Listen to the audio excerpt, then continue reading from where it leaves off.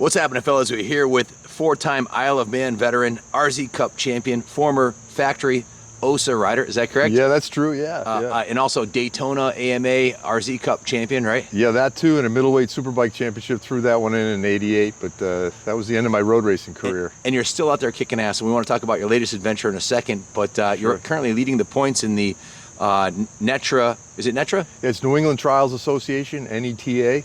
The championship for senior citizens, I guess, the AARP Cup.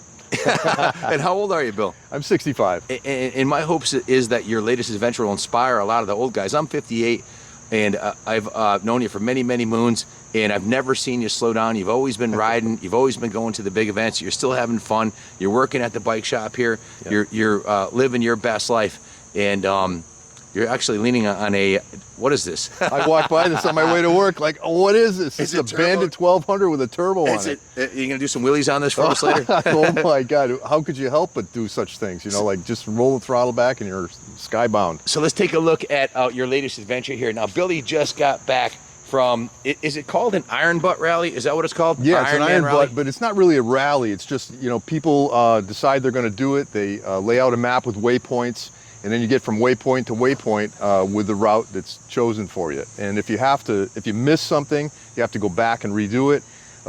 So the mileage counts and the hours count. So in 24 hours to do 1,000 miles on back roads is no small task. It's a tall order. So Jim mapped out the entire course, and he and I left at 3 o'clock in the morning, and we got back at 2 o'clock in the morning the next morning. That's a lot of riding. And we never went into a restaurant. We never stopped for a bite to eat. We never sat on a chair. We stood by our bikes. We had food with us in our tank bags or our saddle bags, and we just went for it. And Jim had a GS BMW, which is all decked out for the long haul. This thing here is more of a sport bike, but it really suits the purpose for me. It's kind of uncomfortable. There's not much seat. It's tough on the legs and the crotch. You know, your legs are falling asleep. You got to hang them down, but you know, this is the way I want to go, you know, and it's just so much fun. And the roads that we encountered, unbelievable. I've never seen these roads in my life. In central Maine, it's like the Cherahoola Skyway, which is in Tennessee, of Maine. The roads, long bends, fast rolling, yeah, just beautiful scenery everywhere. And for some reason, God shined down on us with a beautiful day. Absolutely perfect weather. We're in the White Mountains of New Hampshire. Got to look at Mount Washington from the valley, which you almost never get to see because it's always in cloud cover. Wow. It was absolutely magnificent. It was just beautiful. And the roads are good. Traffic allowed for us to do what we had to do. And you can't dilly-dally on these Iron Butt events. You have to go. So we did. And we did a lot of quick riding. You know, we may have broken the speed limit a time or two. Once or twice. Yeah, you know, but yeah, that's what we did. And so over, let's see, it was Sunday morning at 3 o'clock. We met, 3:30 we left, and by 2 o'clock in the morning we were back in Connecticut near home, and that's when our ride ended. It was quite an endeavor. That was your Labor Day adventure. Yeah, that was my relaxing day. So Yep. I hope it inspires some other guys that are, you know, in the 50-plus crowd that think they're getting too old to ride. You've been riding this bike to work daily, all year long. In the rain, I've seen you leave in pouring rain, thunder. You know. Yes, yeah. This bike is decked out for any weather, any conditions. It's made for everything. So it will do everything if you ask it.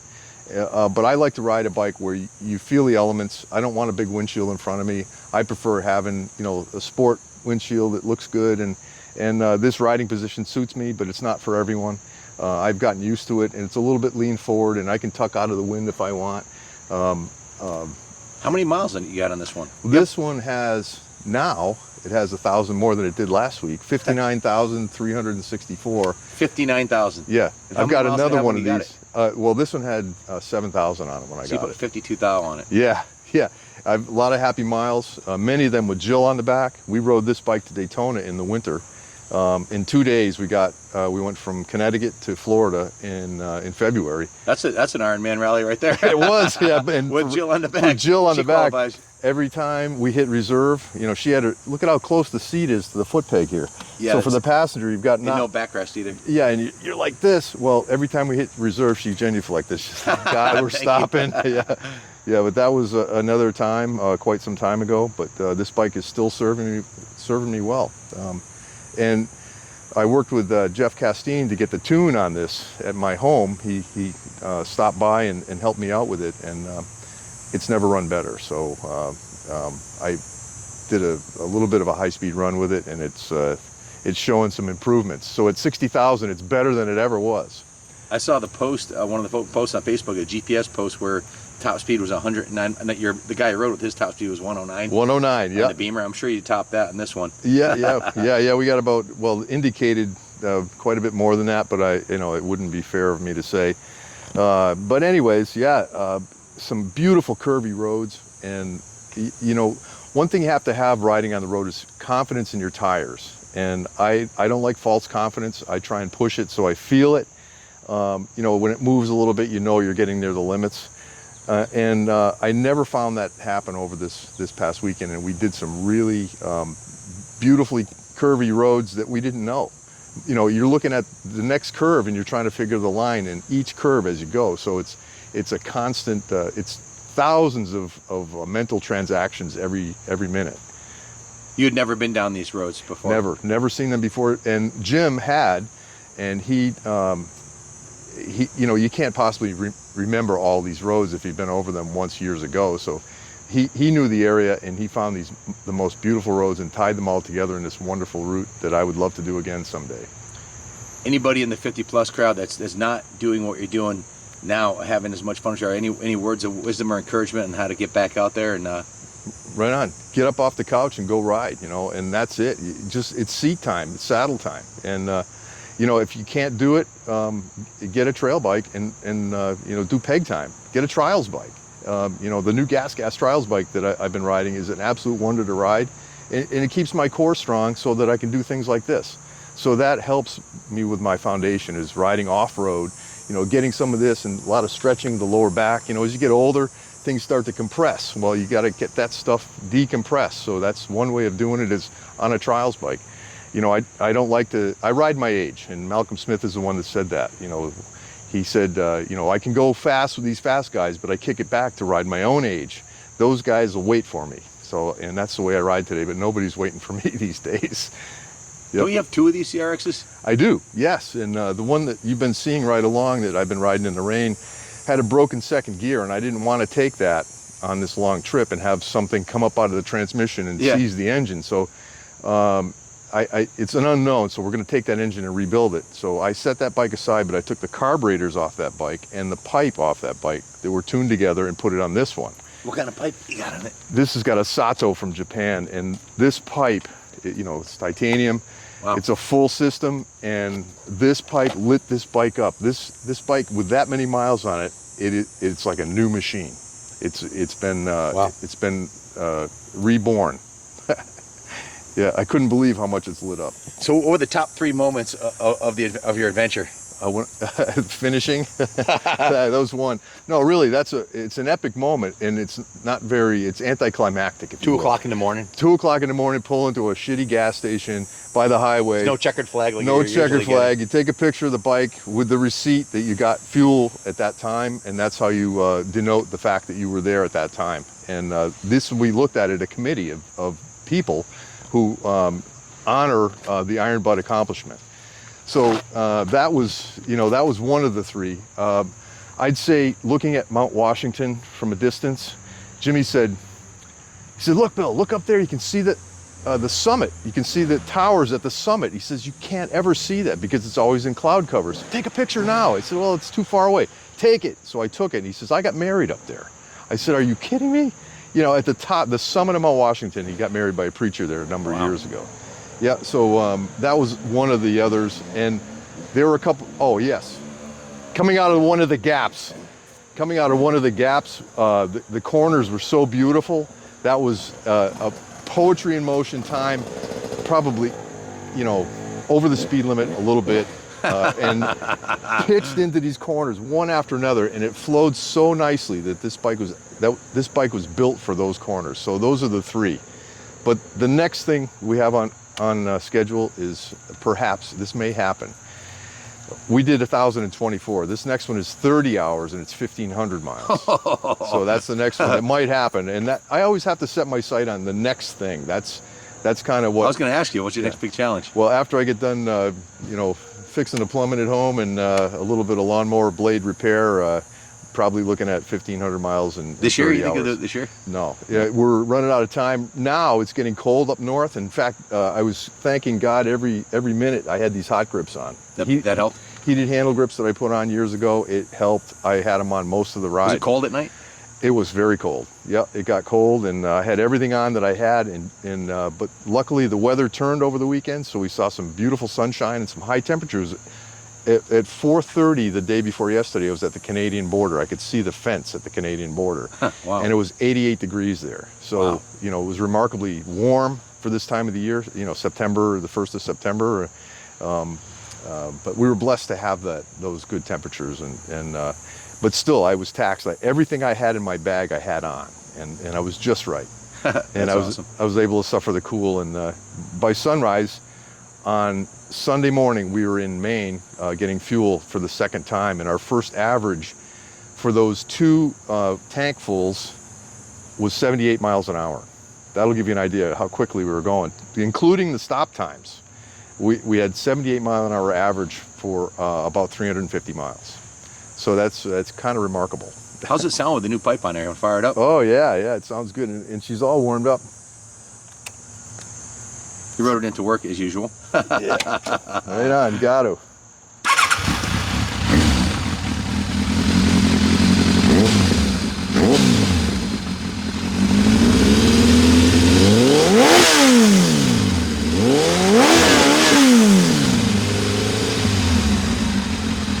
This bike is what I'll call a timeless classic. It'll never go out of style. This is one of those bikes, I think it was a mistake. I don't know if Kawasaki meant to have this happen, but it turned into a cult classic. It really did. Absolutely. Yeah, and having the two of these, there are certain components. This one has black gauges, the other one has chrome gauges. This one has metal foot pegs, the other one has rubber foot pegs. There's certain components on this. I think they were just picking parts off the shelf to build these bikes with extra parts they had laying around. And it turned out being a wonderful motorcycle. Cult classic, as you well said. loved. Yep. Well, thank you for sharing your adventure. I wanted to get it while it was still fresh in your mind. When did you actually get home? It was 2 o'clock yesterday? I appreciate that, Ken, and it's really good to do that when it's fresh in the mind. I'm still psyched. Yeah. I'm bubbling with excitement. Yeah, still buzzing. I got home Monday morning. I'm losing track of the days. I left Sunday morning at 3:30 was when we had fuel and we were on the road. And at 2 o'clock in the morning on Monday morning, I would return to East Windsor, which was yesterday. That was yesterday. That was a little over 24 hours ago. Yep.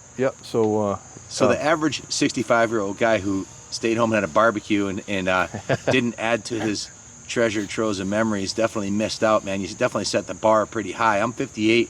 I set my own personal record. I rode 43 motorcycles in 36 hours Thursday and Friday when we were filming all the bikes here. That's incredible. Actually, more than that, 'cause I rode a bunch of other ones back and forth. But how's your ankle? It's really swollen. I got to learn that the old bikes use the starting machine. But I had a lot of fun.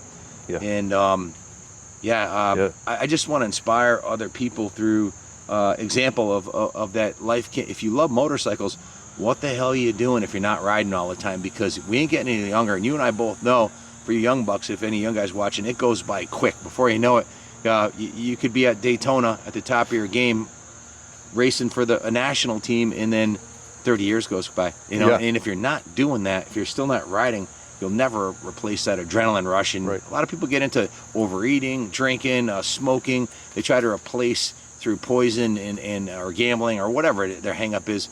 The healthy adrenaline rush of riding a motorcycle, and there's nothing that will do that. Right. When I hung up my leathers from road racing, Ken, I wondered what I'm going to do next, because bowling didn't seem to have the same excitement as it did before racing 180 mile an hour motorcycles. So, I've always come back to motorcycling because it's my go-to, and it's a free rush that you know, it's not inexpensive, but in the long run, it's money well spent, time well spent. I have no regrets, and I don't live in the past very much. You know, I know the past and respect it, and I like to share about it. But you know, I have it today to live in too, because you know, because of this. This has connected me to. That's why you're still doing it. You're still riding every day. You're still competing. When's your next race, trials event? I have 4 more before the end of the year in mid-October, so it's going to be a busy schedule. There's one or two this month, and definitely 2 next month. And you're first in the points right now, right? Yeah. And in the what is it? The senior 50 plus, right? something like that. Yeah. 50 plus is at least in motocross, it's 50 plus. Yep. They have a 60 plus too in motocross, but a lot of old guys are still doing it. From there's more veteran riders at some of the races than there are 125s, which is sad. You know, yeah, that is sad. That the younger generation, it's the damn iPhones, and they're not into it. So Right. who knows where they're going to be when they're our age? You know, if But they don't have something. there's a couple of guys. There's 2 gentlemen that still ride trials in New England that are over 80 years old. God They're bless them. clambering around on the rocks to pick their line. They're riding their bike just like I am, and they're doing it at 80 years old. I like to see them, but I also like to see the youth, and there's a lot of youth coming in, a lot of younger riders. You are the youth compared to them. So Bino Roby's 80 years old now, 2 knee replacements, 2 shoulder replacements, disc replacements, and he's still racing the original BSA and the Arma and a Norton 750 flat tracker. Wow. I mean, nasty machine. And when I saw him at his house, he's the one who turned us on to the gasoline powered engine starter, which is something every old guy needs for if they're running old big bore 4-strokes that are hard to kick over, or old Harleys or whatever that with no electric start. Anyways, his goal is to continue riding and racing till he's 90. Wow. And when he put on his helmet and fired up his bike, he went from a 78-year-old to an 18-year-old. His face lit up. Bam. And he freaking rode amazing. Like he's doing wheelies up his driveway and shit. I'm like, that's what I don't want to be like the people I know that retire, stop doing what they love to do, get fat, sit on the couch, and they just want to die, so they die. Yeah, I know. Yeah, you They don't have the fun. will. When you're having fun, you're like, I don't want to die. I want to go ride, man. That's right. Exactly. Yeah, guys like Bino and Freddie Marsh, who God rest his soul, he lived to be 103, and he rode every day until he died.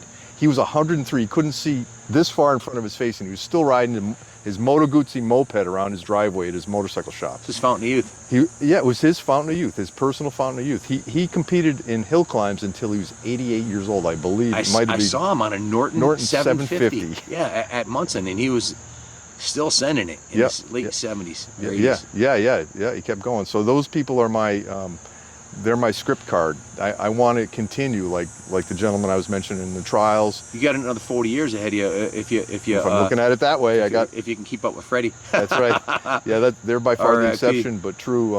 It's a power of example, and I try to follow them. So. Well, Bill, thanks for sharing this story. There are many others we could talk all day, but I've got an appointment I got to run to, and I know you're busy today too. So, thank you for sharing your adventure. Thanks for helping me share it, Ken. It's an absolute joy and a pleasure. Thank you all for watching, and please, if it's something holding you back, just do it. Just get out and ride. You're going to be dead a long time. Just get your bike. It doesn't have to be anything special. My buddy Kurt just bought a CRF 250L. He's been riding it every day.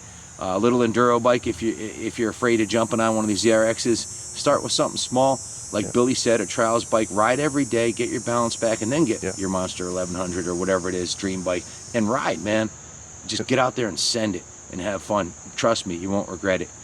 Right. And don't ride faster than your angels can fly. I love that sentiment, and that's 100% true. You know, always pretend you're invisible when you're on the road, and you stay with your angels for sure. Absolutely. Well, thank you all for watching, and as always, God bless every one of you. Love you all, and God bless America. God bless America. Thank you.